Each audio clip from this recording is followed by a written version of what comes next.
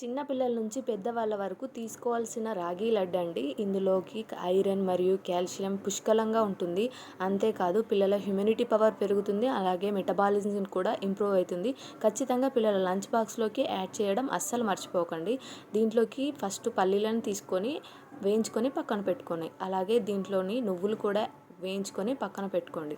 అలాగే దీంట్లో నెయ్యిని యాడ్ చేసుకొని డ్రై ఫ్రూట్స్ని వేయించుకొని పక్కన పెట్టుకొని, ఇందులోకి 2 స్పూన్స్ నెయ్యిని యాడ్ చేసుకొని 2 కప్పుల రాగిని తీసుకొని వేయించుకొని, ఇందులోకి కొబ్బరి తురుమును కూడా వేసుకొని స్లో ఫ్లేమ్ మీద వేయించుకొని పక్కన పెట్టుకోండి. అలాగే దీంట్లోకి పల్లీలు మరియు బెల్లం, దీంట్లోకి 2 కప్పుల బెల్లం అయితే సరిపోతుందండి. అలాగే దీంట్లో రాగి పిండిని యాడ్ చేసుకొని కొంచెం కొంచెంగా మిక్సీ పట్టుకొని పక్కన పెట్టుకోండి.